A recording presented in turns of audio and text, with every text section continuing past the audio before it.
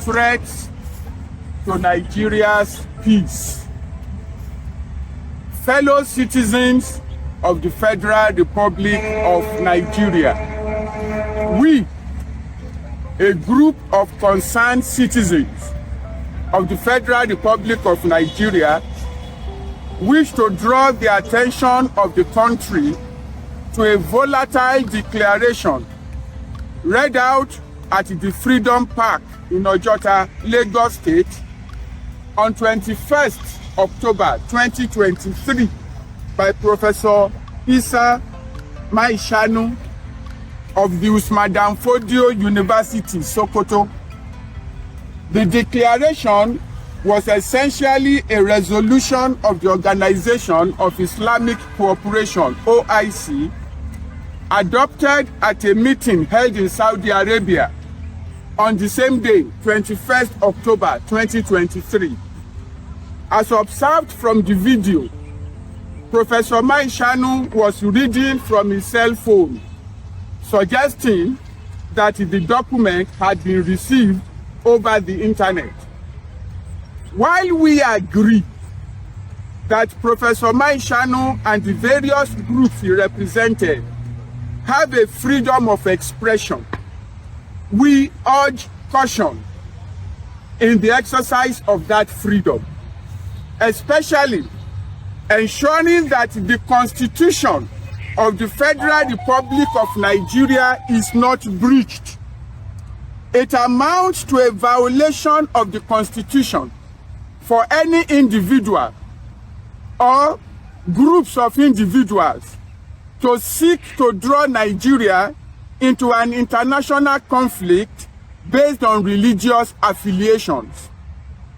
That the resolution read by Professor Maishanu at Freedom Park was from the OIC should have cautioned the respected professor from calling on the federal government to take sides with one party in a conflict that has assumed an evident religious posture. It is in the open that Arab nations generally support Hamas based clearly on religious affiliations, which is why the OIC met on the issue and produced their resolution.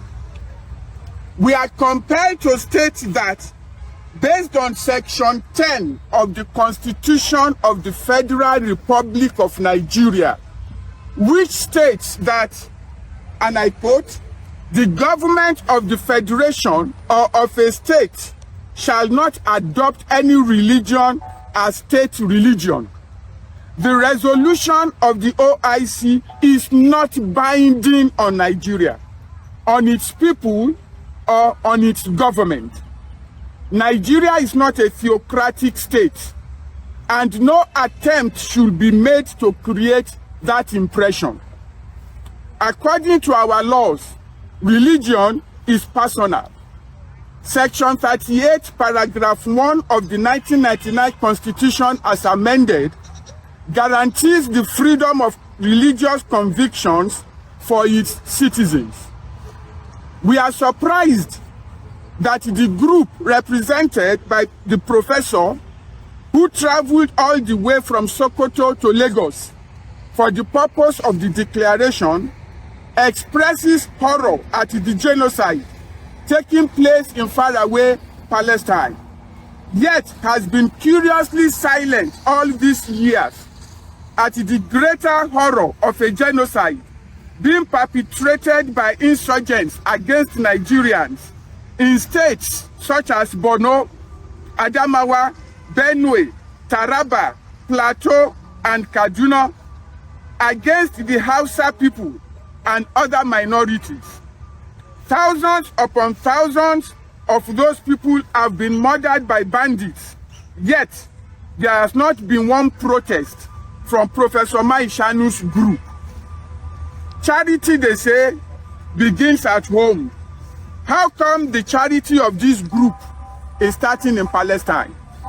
Are Palestinian lives more precious than Nigerian lives? We wish to alert southern Nigeria, particularly the Yoruba people of the southwest, to beware of religious irredentists sneaking into the region to ferment their intolerance. The Yoruba people will usually say that they do not adopt religion with insanity. The mishandling of religion in certain parts of Nigeria, which has had disastrous consequences, should not be imported into Yoruba land or anywhere else in the country. We kindly implore Afenifere, the respected leadership group of the Yoruba people, and other community leaders in Nigeria to take note of what is going on. This issue should not be taken lightly. The group that organized the declaration has its roots in Sokoto. They did not stop in Kano to make the declaration. They bypassed Kaduna, went past the federal capital territory of Abuja before making a landfall in Lagos.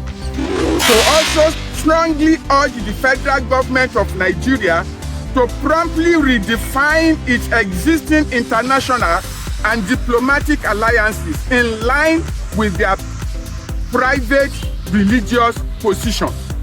Such declarations should be interrogated to expose their real intention. May we ask, what is being cooked for Nigerians? The Yorubas will rightly say that they do not mix religion with insanity. In Yoruba land, the constitution is upheld. The society is commendably free from religious intolerance. Many families and family extensions there have Christians, Muslims, and traditionalists. Should descendants of Oduduwa now begin to kill one another over religious differences? Should the Benin's take up arms against the Igbos or the Biroms against the Sekiris? We wish to remind Nigerians that every effort must be made to douse the fire of religious extremism in the country. The horrors that Nigeria has witnessed since 2009, when insurgency started, should be eliminated rather than promoted. All religious irredentists bent on violating the Constitution should be called to order.